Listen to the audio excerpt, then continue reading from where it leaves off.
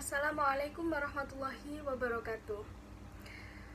Apa kabar teman-teman semuanya? Di sini saya Rahmi Kartikawangi sebagai presentator pertama. Kami akan membahas tentang regulasi kebijakan guru.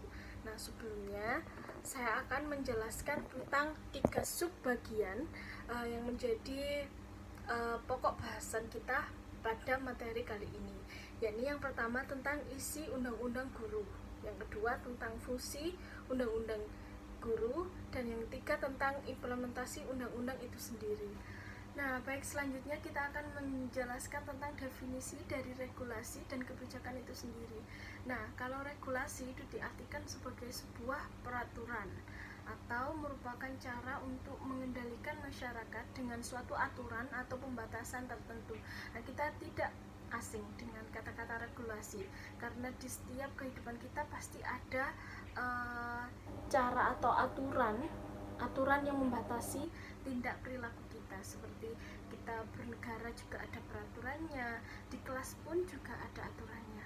Nah, apa itu kebijakan? Kebijakan adalah rangkaian atau konsep dan asas yang menjadi pedoman dasar rencana dalam pelaksanaan suatu pekerjaan, kepemimpinan, dan cara bertindak. Nah, biasanya contoh saja kalau di kelas, ketika kita bertatapan langsung dengan dosen untuk memulai suatu perkuliahan, misalnya di awal pasti ada kebijakan-kebijakan yang harus dipenuhi, seperti keterlambatan, seperti aturan-aturan lainnya, kalau bertanya, tugas, dan bagaimananya itu pasti ada aturannya. Sama dengan regulasi kebijakan tentang guru, jadi menjadi guru juga ada aturannya, juga ada hak dan kewajiban yang harus dipenuhi. Selanjutnya tentang tujuan dari regulasi kebijakan guru itu sendiri, yakni untuk menjadi pedoman yang lebih rinci bagi pejabat yang berkepentingan agar ada kesamaan dan kesatuan visi dan pengertian dalam melaksanakan jabatan fungsional guru yang meliputi tugas pokok dan pembagian tugas guru, lalu pengangkatan, penilaian, penetapan angkatan kredit, kenaikan pangkat, kebebasan sementara, pengangkatan kembali, dan pemberhentian jabatan guru. Nah, jadi di sini menjadi seorang guru itu tidak seenaknya sendiri, atau ada aturan yang mengikatnya dari tugas pokoknya bagaimana, lalu pembagian tugasnya bagaimana, itu semua sudah diatur oleh negara. Jadi kenaikan pangkatnya, terus pembebasan sementara, pengangkatan, bahkan pemberhentiannya pun juga ada aturannya yang mengikat guru itu sendiri. Nah, salah satu regulasi kebijakan guru itu diatur dalam Undang-Undang Dasar Republik Indonesia Nomor 14 Tahun 2005 tentang guru dan dosen. Bagaimana bunyinya? Seperti ini. Seorang guru ataupun dosen memiliki fungsi, peran serta kedudukannya dalam upaya mencerdaskan kehidupan bangsa, meningkatkan kualitas manusia Indonesia yang lebih berkualitas dan berlandaskan keimanan, takwa, berakhlak mulia yang dibarengi dengan kemampuan ilmu pengetahuan, teknologi, serta seni yang dikembangkan oleh guru sebagai profesi yang bermartabat. Nah, di sini sudah jelas ya, di dalam Undang-Undang Republik Indonesia diatur tentang guru ataupun dosen. Jadi harus memiliki kemampuan ilmu. Jadi makanya standar menjadi seorang guru itu kan yang harus dipenuhi, yang pertama ya ini keluasan ilmunya, terus kematangan profesionalnya juga.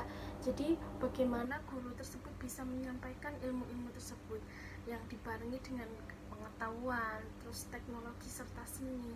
Terus menjadi guru juga bukan hanya menjadi pentransfer ilmu ya, bukan hanya seperti itu, tapi guru juga memiliki beban atau tanggung jawab, yakni meningkatkan kualitas manusia Indonesia, mencerdaskan kehidupan bangsa dengan berlandaskan keimanan, takwa, dan akhlak.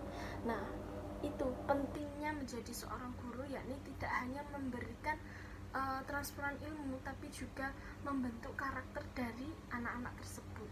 Baik, lanjut ke bab 1 tentang ketentuan umum pasal 1 itu sendiri. Nah, bahwa guru adalah pendidik profesional dengan tugas utama yakni mendidik, mengajar, membimbing, mengarahkan, melatih, menilai, dan mengevaluasi peserta didik pada pendidikan anak usia dini, jalur pendidikan formal, pendidikan dasar, dan pendidikan menengah. Nah, jadi di sini sudah jelas ya bahwa guru itu tugasnya yakni tentang mendidik, mengajar mereka, membimbing, memberi arahan, melatih, dan juga mengevaluasi. Jadi guru di sini menurut saya ya sangat mulia tugasnya karena memiliki tanggung jawab yang penuh atas anak yang dididiknya itu sendiri. Baik, selanjutnya kita akan masuk kepada poin keempat. Nah, poin keempat di sini menjelaskan bahwa profesional adalah pekerjaan atau kegiatan yang dilakukan oleh seseorang dan menjadi sumber penghasilan kehidupan yang memerlukan keahlian, kemahiran, atau kecakapan yang mempunyai standar atau norma tertentu serta memerlukan pendidikan profesi. Nah, di sini jelas ya bahwa guru yang disebut dalam undang-undang yakni yang memiliki profesi atau keahlian. Jadi keahlian atau kemahiran itu telah dibentuk dengan beberapa, misalnya dengan pendidikan profesi tentang guru. Jadi syarat menjadi guru itu ya seperti yang dijelaskan ini, bahwa tidak sembarangan seseorang itu bisa diakui menjadi seorang guru. Ini dalam konteks undang-undang ya teman-teman. Nah, selanjutnya ini pada bab 4 membahas tentang kualifikasi, kompetensi, serta sertifikasi guru.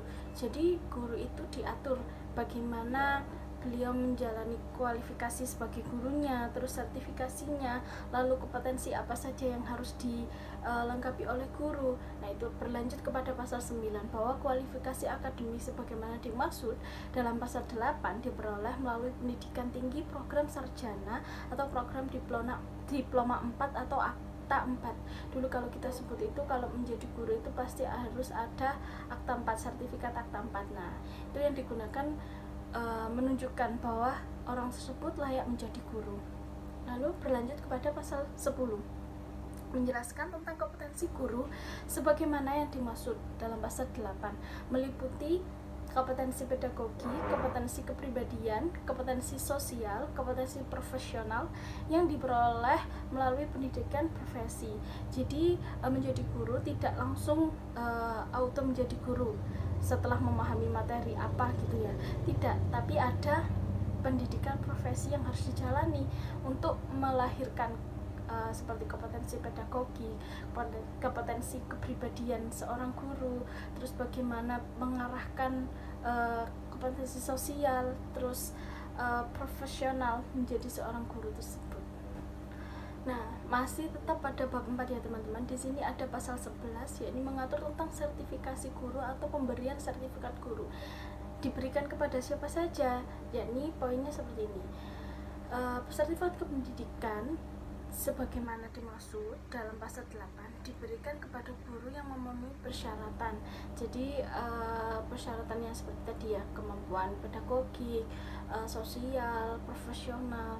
Terus yang selanjutnya yakni sertifikasi pendidik diselenggarakan oleh perguruan tinggi yang memiliki program pengadaan tenaga kependidikan yang terakreditasi dan ditetapkan oleh pemerintah, seperti UIN kita.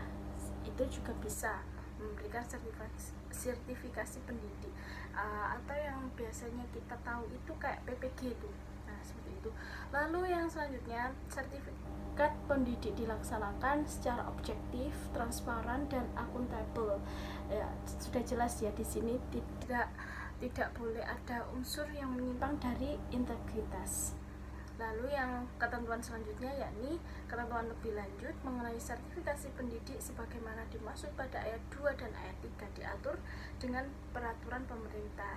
Jadi memang benar-benar guru ini memiliki regulasi kebijakan dari pemerintah yang valid, yang bisa dipertanggungjawabkan.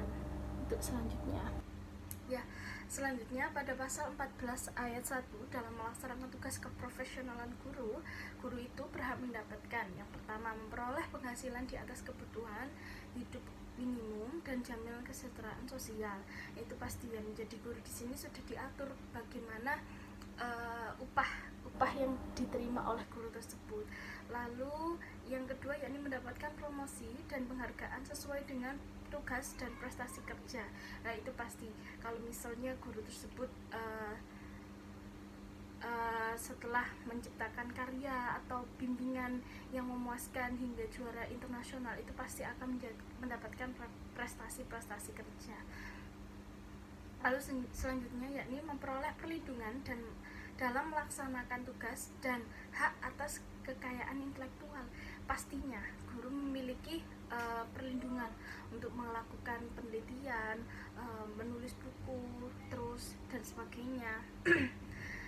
Kemudian memperoleh kesempatan untuk meningkatkan kompetensi. Nah, meningkatkan kompetensi ini bisa ditunjang mengikuti seminar-seminar, terus ada lokakarya dan sebagainya seperti itu. Lalu selanjutnya yakni memperoleh dan memanfaatkan sarana dan prasarana pembelajaran untuk menunjang kelancaran tugas keprofesionalan. Nah, ini pasti ya, kalau di sekolahan misalnya ada laboratorium, yaitu bisa digunakan oleh guru tersebut. Misalnya ada perpustakaan, terus fasilitas-fasilitas lainnya yang bisa menunjang tugas dari guru tersebut bisa dimanfaatkan. Kalau misalnya dalam dosen, ya apapun yang ada dalam kampus itu bisa digunakan oleh guru tersebut, entah itu wifi, laboratorium atau perpustakaan. Nah, selanjutnya masih pada pasal 14 ayat 1, yakni guru berhak mendapatkan yang pertama memiliki kebebasan dalam memberikan penilaian dan ikut menentukan kelulusan penghargaan atau sanksi kepada peserta didik sesuai dengan kaidah pendidikan, kode etik guru, dan peraturan perundang-undangan. Nah, di sini jadi titik yang harus kita garis bawahi adalah guru ini juga berhak menentukan kelulusan siswa. Siswa tersebut bisa lanjut ke jenjang selanjutnya kah, atau belum bisa mumpuni dengan materi A, B, atau C. Nah, terus selanjutnya yakni guru ini juga memiliki kebebasan untuk memberikan sanksi kepada peserta didik, tapi sesuai dengan kaidah pendidikan, kode etik guru, dan peraturan perundang-undangan. Tentunya tidak boleh serta-merta guru itu memberikan sanksi yang seenaknya sendiri, tapi tetap ada aturannya. Selanjutnya yakni memperoleh rasa aman dan jaminan keselamatan dalam melaksanakan tugas. Tentunya guru juga mendapatkan perlindungan bahwa misalnya ada undang-undang yang melindungi guru itu tersebut. Jika ada yang mengancam atau misalnya di kelas atau orang tuanya yang mengancam, nah guru ini memiliki undang-undang untuk melindunginya. Lalu selanjutnya yakni memiliki kebebasan untuk berserikat dalam organisasi profesi. Nah, terus selanjutnya memiliki kesempatan untuk berperan dan dalam penentuan kebijakan pendidikan. Pasti ya, pasti ada struktur organisasi di dalam sekolahan ataupun madrasah. Nah, di situ guru juga terlibat untuk memberikan aspirasinya yang terbaik untuk sekolahan tersebut. Lalu selanjutnya memperoleh kesempatan untuk mengembangkan dan meningkatkan kualifikasi akademik dan kompetensi, dan atau memperoleh pelatihan dan pengembangan profesi dalam bidangnya. Nah, ini biasanya itu seperti kayak pelatihan, lokakarya, terus dikirim untuk mengikuti seminar-seminar, terus diklat, terus apalagi ya pokoknya intinya untuk menunjang dari kualifikasi dan kemampuan guru itu tersendiri. Nah, selanjutnya pada Undang-Undang Nomor 20 Tahun 2003 tentang Sistem Pendidikan Nasional, tepatnya pada pasal 40 ayat 1 yang berbunyi, pendidik dan tenaga kependidikan berhak memperoleh yang pertama yakni penghasilan dan jaminan kesejahteraan sosial yang pantas dan memadai. Makanya dalam guru itu ada upah, terus ada tunjangan-tunjangan kayak tunjangan uang makan, tunjangan transportasi, dan sebagainya. Lalu guru berhak memperoleh penghargaan sesuai dengan tugas atau prestasi kerja, sama seperti yang saya jelaskan sebelumnya. Terus pembinaan karir sesuai dengan tuntutan pengembangan kualitas. Kalau misalnya sekarang zamannya sudah K13, ya guru tersebut memiliki hak untuk mengikuti BIMTEK K13 misalnya, seperti itu. Terus perlindungan hukum dalam melaksanakan tugas dan hak atas hasil kekayaan intelektualnya. Kalau misalnya menghasilkan karya atau ciptaan, nah itu ada perlindungan dari hukumnya. Terus berhak memperoleh juga kesempatan untuk menggunakan sarana, prasarana, dan fasilitas pendidikan untuk menunjang kelancaran pelaksanaan tugas. Tentunya kalau misalnya di sekolah atau madrasah, apapun fasilitas dan sarana prasarana yang ada itu boleh dimanfaatkan demi menunjang kelancaran pelaksanaan tugas dari guru tersebut.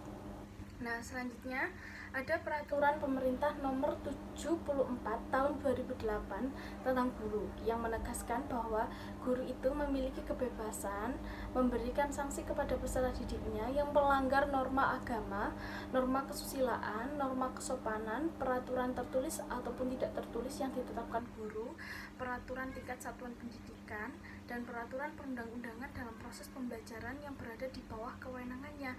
Jadi di sini perlu kita garis bawahi dan kita tekankan bahwa guru itu memiliki hak untuk memberikan sanksi kepada siswanya jika siswanya tersebut melanggar seperti yang sudah saya jelaskan, misalnya kesopanan, tidak sopan ketika diterangkan oleh guru. Guru juga berhak untuk menegur, untuk memberikan sanksi. Nah, tapi guru juga harus kembali ke peraturan perundang-undangan. Sanksi tersebut harus berhubungan dengan pendidikan dan tidak boleh melewati batas-batas norma pendidikan. Seperti contohnya kalau misal ada siswa yang misalnya mencontek atau gaduh di kelas ketika ujian, ya guru harus memberikan sanksi yang sepadan dengan hal itu. Tidak boleh kemudian guru kemudian langsung menjambak atau menjatuhkan atau apa yang melukai dari fisik siswa tersebut.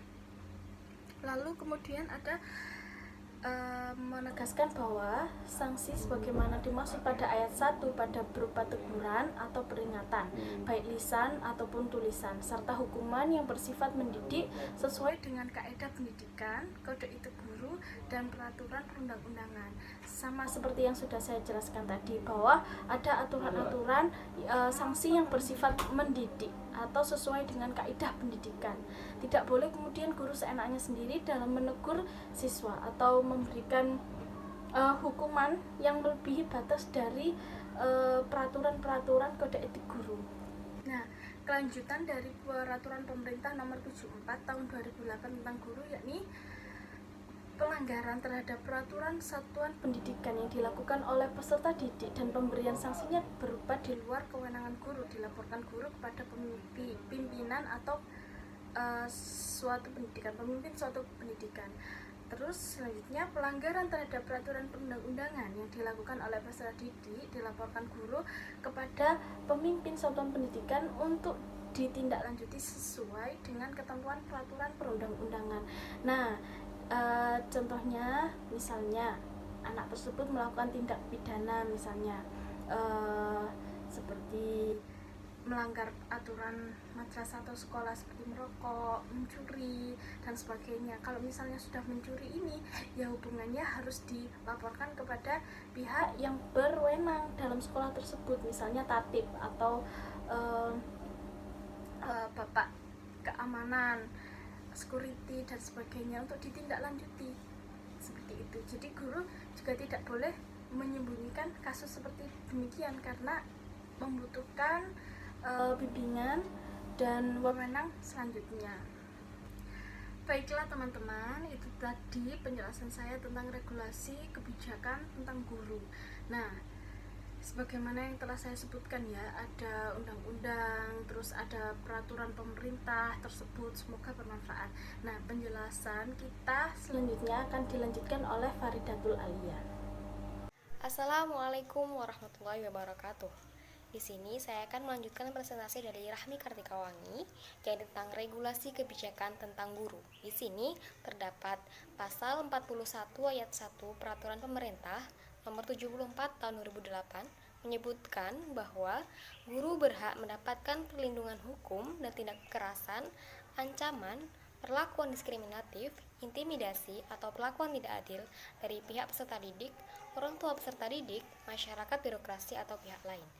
Tujuan dari adanya pasal 41 ayat 1 Peraturan Pemerintah Nomor 74 Tahun 2008 ini adalah untuk menciptakan perlindungan untuk guru agar guru merasa aman sebagai pengendali penuh di dalam sekolah, yakni siswa melakukan atau mentaati peraturan sekolah. Untuk itu, guru harus ada perlindungan berupa pasal 41 ayat 1 Peraturan Pemerintah Nomor 74 Tahun 2008 ini, sehingga guru merasa aman untuk menjalankan tugasnya sebagai guru, mengawasi jalannya peraturan sekolah untuk siswa dan juga warga sekolah yang lain. Untuk melanjutkan dari slide sebelumnya, bahwa ada perincian dari pasal 41 nomor 1 PP 74 tahun 2008, yakni Permendikbud nomor 10 tahun 2017 tentang perlindungan bagi pendidik dan tenaga kependidikan. 1. Perlindungan merupakan upaya melindungi pendidik dan tenaga kependidikan yang menghadapi permasalahan terkait pelaksanaan tugas. 2. Perlindungan sebagaimana dimaksud pada ayat 1 meliputi perlindungan A. Hukum, B. Profesi, C. Keselamatan dan kesehatan kerja, dan atau D. Hak atas kekayaan intelektual. Selanjutnya yang nomor 3, ayat 3, yakni perlindungan hukum sebagaimana dimaksud pada ayat 2 huruf A mencakup perlindungan terhadap A. Tindak kekerasan, B. Ancaman, C. Perlakuan diskriminatif, D. Intimidasi, dan E. Perlakuan tidak adil dari pihak peserta didik, orang tua peserta didik, masyarakat, birokrasi, dan atau pihak lain yang terkait dengan pelaksanaan tugas sebagai pendidik dan tenaga kependidikan. Ayat 4, yakni perlindungan profesi sebagaimana dimaksud pada ayat 2 huruf B mencakup perlindungan terhadap A. Pemutusan hubungan kerja yang tidak sesuai dengan ketentuan peraturan perundang-undangan, B. Pemberian imbalan yang tidak wajar, C. Pembatasan dalam menyampaikan pandangan, D. Pelecehan terhadap profesi, dan atau E. Pembatasan atau pelarangan lain yang dapat menghambat pendidik dan tenaga kependidikan dalam melaksanakan tugas. Ayat kelima, yakni perlindungan keselamatan dan kesehatan kerja sebagaimana dimaksud pada ayat 2 huruf C mencakup perlindungan terhadap resiko A. Gangguan keamanan kerja, B. Kecelakaan kerja, C. Kebakaran pada waktu kerja, D. Bencana alam, E. Kesehatan lingkungan kerja, dan atau F. Resiko lain. Kemudian ayat 6, yakni perlindungan hak atas kekayaan intelektual sebagaimana dimaksud pada ayat 2 huruf D berupa perlindungan terhadap A. Hak cipta, dan atau B.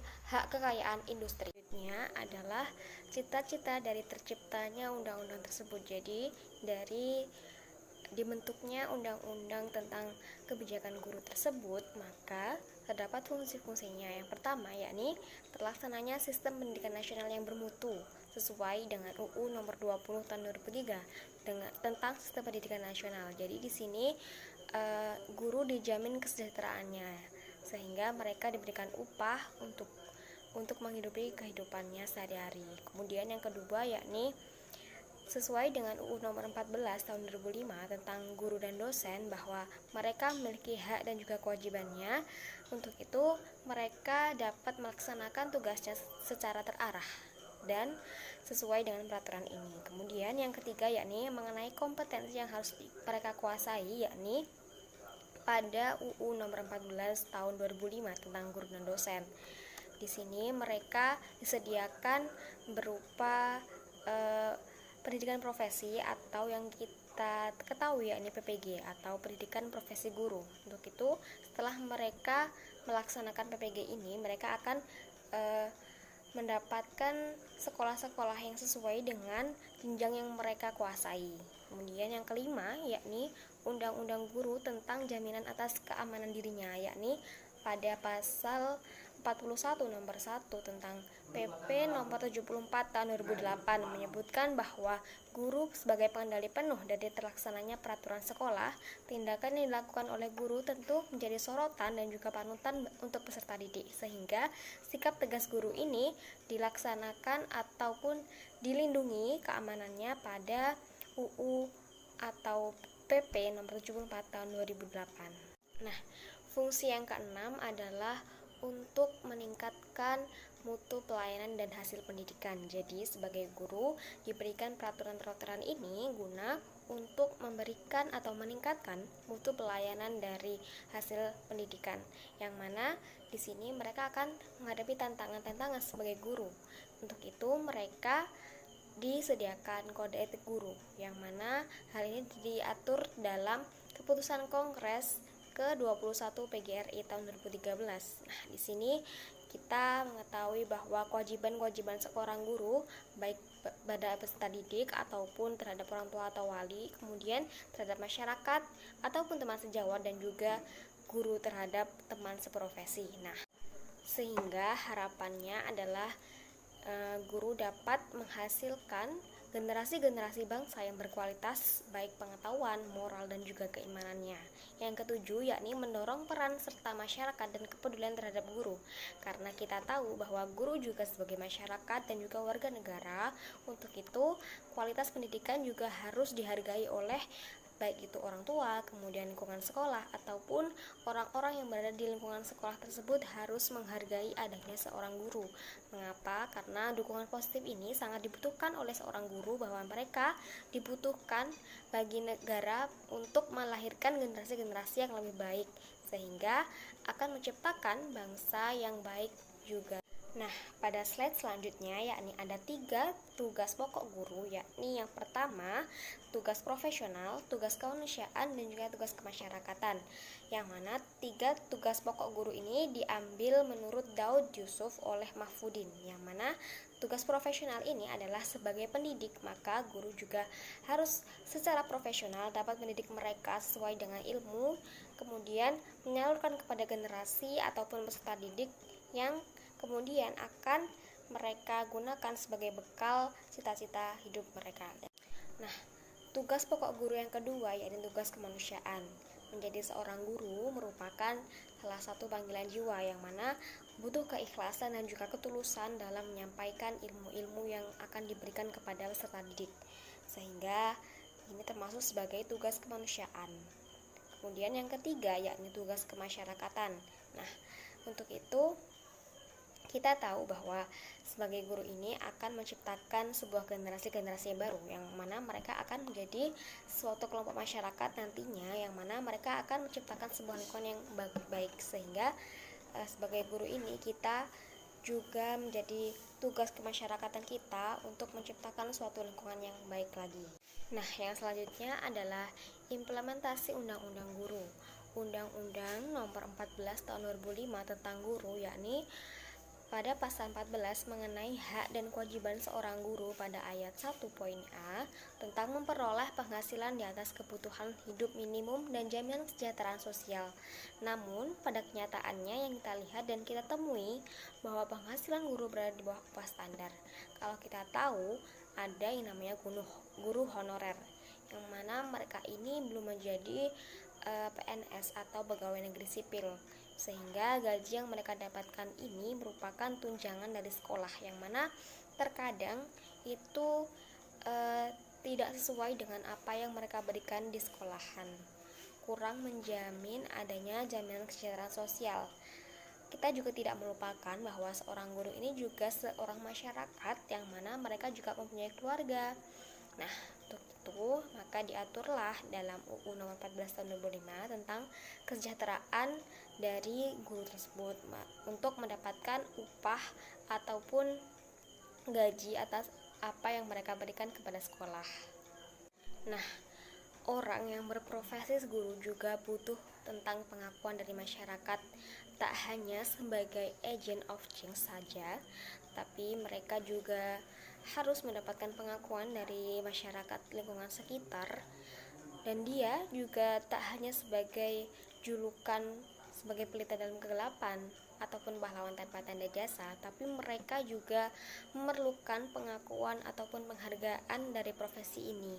Mereka juga membutuhkan upah, walaupun yang kita tahu bahwa kegiatan mereka ini merupakan panggilan jiwa, namun yang kita tahu bahwa guru tersebut juga harus mendapatkan hak-hak mereka. Untuk itu, maka diaturlah dalam regulasi tentang kebijakan guru ini, maka mereka juga akan diatur tentang kesejahteraan mereka. Tidak ada diskriminasi antara PNS, kemudian guru swasta ataupun guru honorer. Untuk itu, harapan kita untuk para guru-guru, semoga mereka mendapatkan upah yang setara dengan apa yang telah mereka berikan. Kemudian tentang tindak perilaku mereka di sekolahan merupakan profesionalitas mereka untuk menjalankan peraturan sekolah, dan juga tujuan mereka adalah untuk mendisiplinkan dari peserta didik. Untuk itu, sebagai orang tua, makanya kita harus berpikir positif tentang apa yang dilakukan oleh guru. Kita telah menyerahkan peserta didik kita atau anak kita kepada guru untuk dididik, kemudian mereka akan digembleng menjadi lebih baik.